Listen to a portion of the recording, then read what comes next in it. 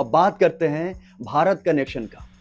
मध्य प्रदेश में 2024 के सिर्फ एक साल में 23,000 लड़कियां गायब हुई हैं। 2019 से 2021 के बीच पूरे भारत से 13 लाख से ज्यादा लड़कियां और महिलाएं लापता हैं। ये कहां जा रही थी? क्या कोई नेटवर्क है? क्या भारत में भी कोई एप्स्टीन जैसा सिस्टम है? और सबसे बड़ा सवाल, भारत की 23,000 गायब लड़कियों की फाइलें कहां हैं? उनका एप्स्टीन कौन है? क्या वे सिर्फ अखबार की खबर बनकर रह जाएंगे?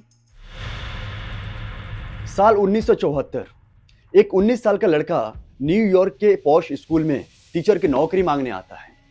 ना कोई डिग्री, ना कोई टीचिंग एक्सपीरियंस, फिर भी उसे नौकरी मिल जाती है। इस लड़के का नाम था जेफरी एप्स्टीन। कौन जानता था कि यही आदमी दुनिया के सबसे बड़े SEX स्कैंडल का चेहरा बनेगा। एप्स्टीन ने स्कूल में पढ़ाई के बजाय नाबालिग लड़कियों में दिलचस्पी लेनी शुरू कर दी।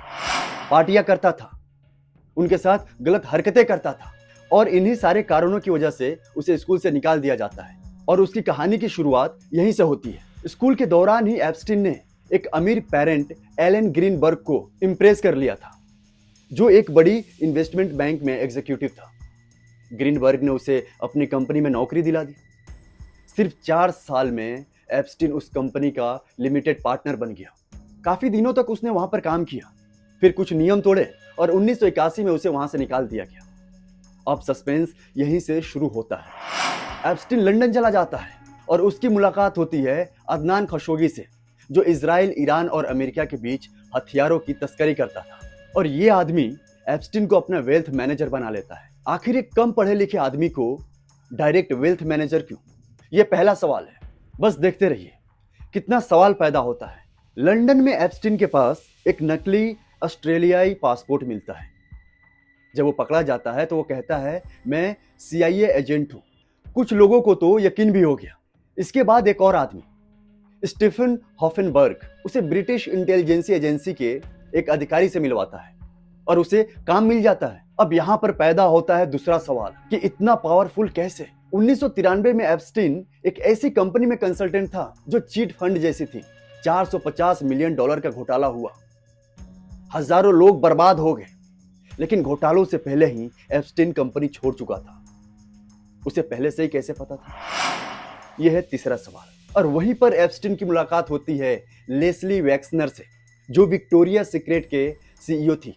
वेक्सनर के फाइनेंशियल एडवाइजर ने साफ मना कर दिया कि यह आदमी ठीक नहीं है।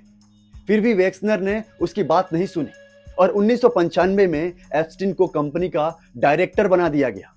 आखिर क्यों? यह है चौथा सवाल। अब यहीं से शुरू होता है असली खेला। विक्टोरिया सीक्रेट के फैशन शोज के जरिए एप्स्टीन लड़कियों के करीब आने लगा। उसने अपनी गर्लफ्रेंड घिस्लेन मैक्सवेल के साथ कैरिबियन में एक आइलैंड खरीदा जिसका नाम था लिटिल सेंट जॉन।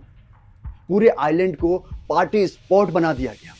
हर जगह हिडन कैमरे और माइक्रोफोन लगा दिए गए। इतना ही नहीं, अब तक वो इतना अमीर बन चुका था कि एप्स्टीन ने एक बोइंग प्लेन भी खरीद लिया जिसका नाम रखा था लोलिता एक्सप्रेस। ये नाम एक रूसी उपन्यास से लिया गया था, जो एक बूढ़े आदमी की एक छोटी लड़की के प्रति डिस्टॉर्टेड अटैचमेंट की कहानी है। इशारा समझ रहे हैं आप किधर जा रहा है? अब एप्स्टीन दुनिया भर से नाबालिग लड़कियों को अपने आइलैंड पर बुलाने लगा। बड़े सपने दिखाने लगा। नौकरी मिलेगी, बड़े लोगों से मिलने का मौका मिलेगा। फिर उनके साथ गलत हरकतें होती। घिस्लेन की पावरफुल फैमिली बैकग्राउंड की वजह से एप्स्टीन की दोस्ती दुनिया के सबसे ताकतवर लोगों से हो गई। Donald Trump, bill Clinton, Bill Gates, Michael Jackson, ये सब लोग इस आइलैंड पर आते थे पार्टी करने। उस समय ये लोग अरबपति थे, ताकतवर थे, लेकिन राष्ट्रपति नहीं थे, नहीं दुनिया के सबसे अमीर आदमी थे। उन्होंने सोचा होगा, हम अमीर हैं, मजे तो करेंगे। उन्हें क्या पता था कि ये सब कुछ रिकॉर्ड हो रहा है। जैसे विजय माल्या, ललित मोदी लंदन में ऐश कर रहे हैं, पार्टियां कर रहे हैं, बिल्कुल ऐसे ही अरबपति भी पैसा उड़ाते हैं। 2005 में एक 14 साल की लड़की के माता पिता ने शिकायत दर्ज करवाई और पहली बार जांच शुरू हुई। 2006 में जेफरी एप्स्टीन की गिरफ्तारी हुई। लेकिन वो छूट गया। 2007 में फेडरल कोर्ट ने केस बंद कर दिया। वकीलों ने मिलकर डील कर ली। यह है पांचवा सवाल, आखिर क्यों? 2008 के स्टेट कोर्ट ने 18 महीने की सजा सुनाई। लेकिन कैसी सजा? House arrest. दिन में 12 घंटे आप बाहर जा सकते हैं और काम करके शाम को आप घर वापस लौट सकते हैं। अब आप ही बताइए, ये जेल थी या होटल? अमेरिका का कानून उसके सामने झुक गया। यह है छठा सवाल, आखिर क्यों? लेकिन इंटरनेट ने सब कुछ बदल दिया। 2018 में मायामी हेराल्ड की पत्रकार जूली के ब्राउन ने पूरा स्कैंडल उजागर कर दिया। 80 लड़कियों की पहचान की, उनसे बातें की। 1 साल की मेहनत के बाद 3 हिस्सों में रिपोर्ट छापी। इसी बहादुर पत्रकारिता की वजह से दुनिया को सच्चाई का पता चला। जुलाई 2019 में एप्स्टीन को फिर से गिरफ्तार कर लिया गया, लेकिन इस बार असली जेल में। कहा गया हर 3 मिनट में गार्ड चेक करेंगे, कैमरे चालू रहेंगे, एक सेलमेट रहेगा। 10 अगस्त 2019 की रात कैमरे खराब हो जाते हैं, सेलमेट एक दिन पहले ट्रांसफर कर दिए जाते हैं और दोनों गार्ड लगातार 3 घंटे तक सोए रहते हैं और सुबह एप्स्टीन की लाश मिलती है। कहा जाता है कि एप्स्टीन ने सुसाइड कर ली। 7वां सवाल, वो मर गया या उसे मार दिया गया? उसकी गर्लफ्रेंड घिस्लेन मैक्सवेल को 2022 में 20 साल की सजा हुई। आज भी वो जेल में है। अब बात करते हैं भारत कनेक्शन का। मध्य प्रदेश में 2024 के सिर्फ 1 साल में 23,000 लड़कियां गायब हुई हैं। 2019 से 2021 के बीच पूरे भारत से 13 लाख से ज्यादा लड़कियां और महिलाएं लापता हैं। ये कहां जा रही थी? क्या कोई नेटवर्क है? क्या भारत में भी कोई एप्स्टीन जैसा सिस्टम है? दिसंबर 2024 में डोनाल्ड ट्रंप ने एप्स्टीन फाइल ट्रांसपेरेंसी एक्ट पर साइन कर दिया। 19 दिसंबर से फाइलें रिलीज होने लगी। 95,000 से ज्यादा तस्वीरें, बिल क्लिंटन की तस्वीरें, वो भी लड़कियों के साथ, बिल गेट्स की तस्वीरें, डोनाल्ड ट्रंप की तस्वीरें, Michael Jackson, Noam Chomsky, David Copperfield, सबके नाम सामने आ रहे हैं।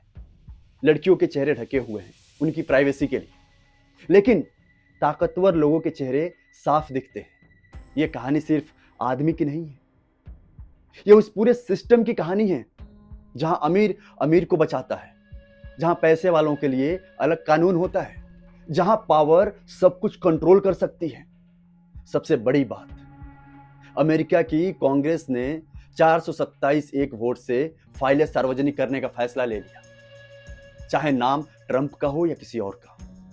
क्या भारत में कभी ऐसा हो सकता है? क्या यहां कोई बीजेपी या कांग्रेस सांसद इतनी हिम्मत करेगा? एप्स्टीन की कहानी हॉलीवुड थ्रिलर से भी ज्यादा सस्पेंस से भरी हुई है। हर जवाब एक नया सवाल पैदा करता है। वो स्कूल टीचर था या ट्रेंड एजेंट? उसने इतने ताकतवर लोगों को कैसे फंसाया? सब उसकी तरफ क्यों खींचे चले आते थे? और सबसे बड़ा सवाल, भारत की 23,000 गायब लड़कियों की फाइलें कहां हैं? उनका एप्स्टीन कौन है? क्या वे सिर्फ अखबार की खबर बनकर रह जाएंगे? कहानी यहां पर खत्म नहीं होती है। फाइलें अब भी रिलीज हो रही हैं और कितने नाम आएंगे, कितनी सरकारें हिलेंगी, सच्चाई सामने आएगी या ताकतवर लोग फिर से बच निकलेंगे? जियोपॉलिटिक्स में सब कुछ कैलकुलेटेड होता है। आज से 10 साल बाद कौन राष्ट्रपति बनेगा, उसकी प्लानिंग आज से होती है। इजराइल का मोसाद, रूस की एजेंसियां सब अपने पत्ते संभाल कर चलते हैं। एप्स्टीन का नेटवर्क भी शायद इसी खेल का हिस्सा था। याद रखना, जिस दिन प्रेस खत्म हो जाएगी उस दिन हम सब खत्म हो जाएंगे। अगर जूली के ब्राउन जैसी पत्रकार ना होती तो दुनिया को एप्स्टीन जैसी सच्चाइयां कभी पता नहीं चलती।